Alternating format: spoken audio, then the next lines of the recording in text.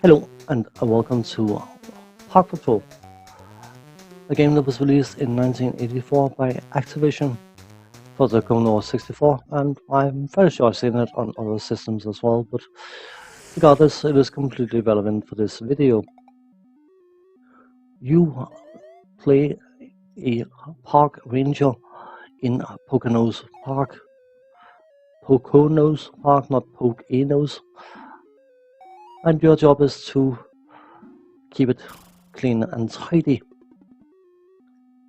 The main task in that regard is to pick up litter that's been strewn about, either on land or in the water.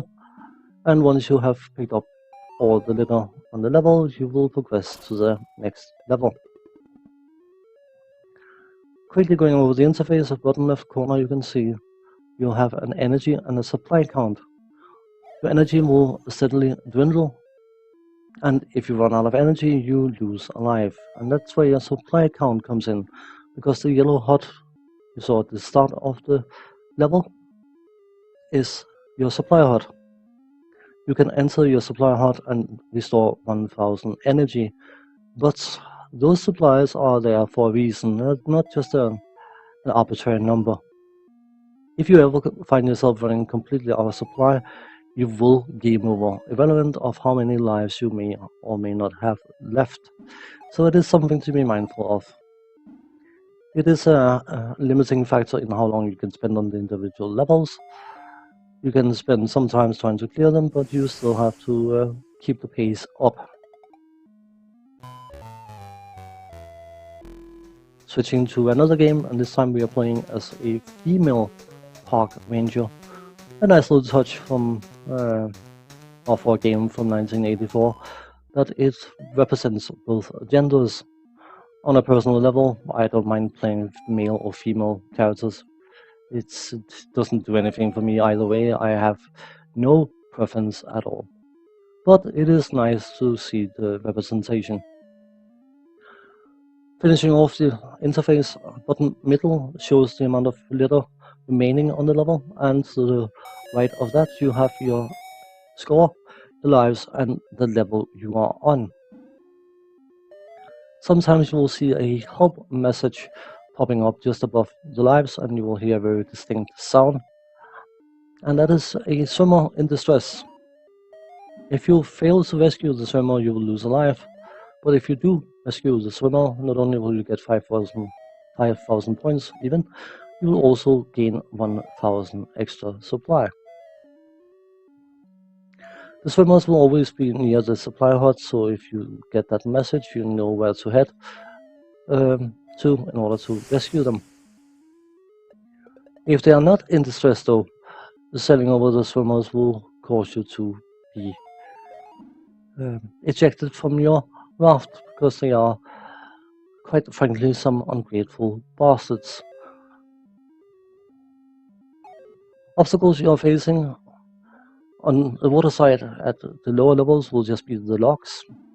You can sail into them at a low speed with no risk, but if you sail into them at a higher speed, you will be quite forcibly ejected from your raft. And while it looks kind of funky, it doesn't really do much good for you, because of course you will lose a life.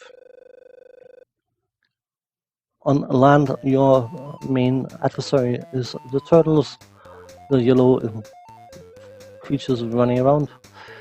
Obviously they missed the brief about turtles by nature being very slow, but you know what, I'll take it.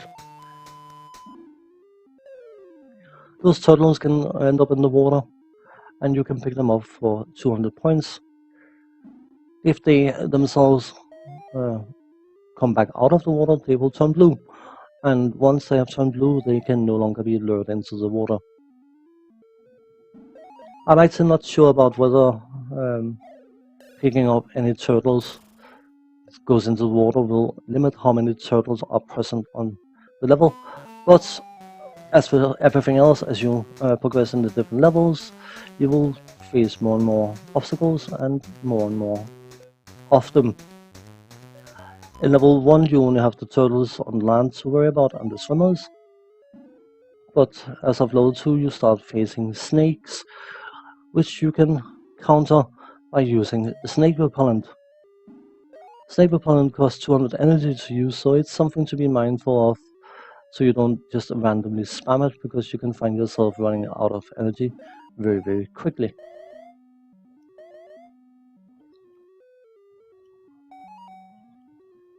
I have gone over the selection process of these kind of videos, of the games for the videos before.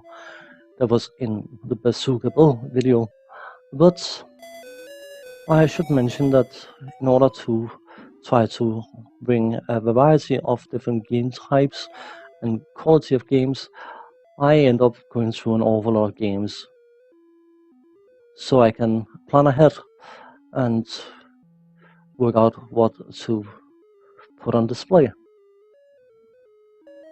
I do that primarily because I want to make sure that there's a variety of good and maybe not so good games, but also want to make absolutely sure that I don't make 10 videos in a row covering the same game type.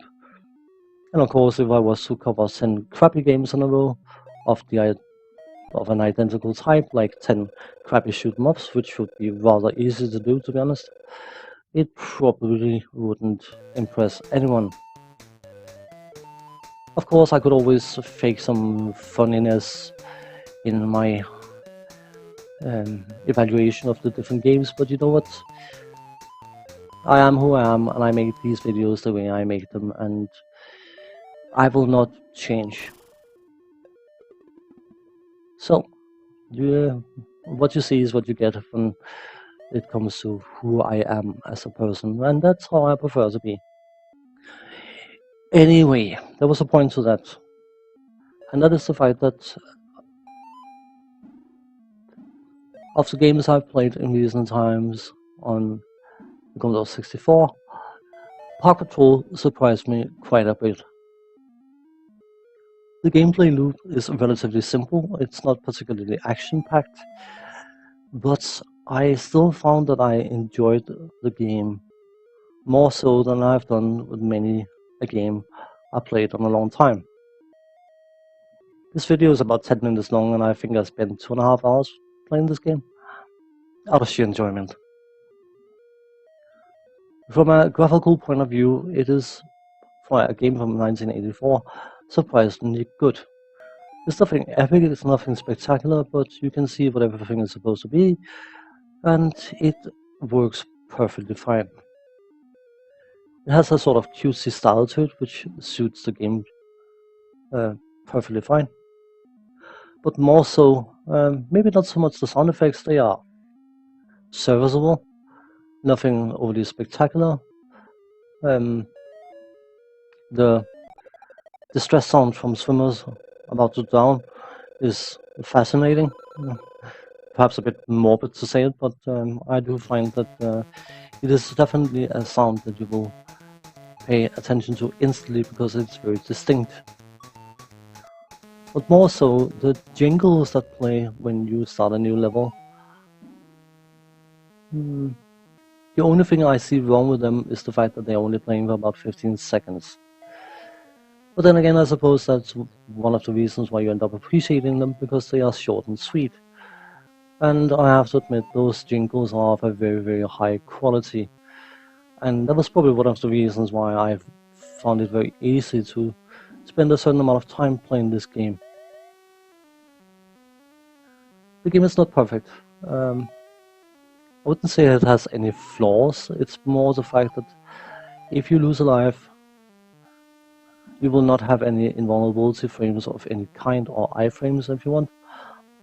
And that means that if bad luck insists, you can lose multiple lives in a row, which can be slightly annoying, but that's just part of the nature of the game. Overall, I can't deny that I found Park Patrol to be a very enjoyable little package, and I was surprised because I remember having played this game before, but I didn't necessarily remember enjoying it as much as I did. But I did, and that is worth something in and by itself. It is a game appreciation channel after all, and I know I cover a lot of rubbish, but it is in order to keep the amount of content going.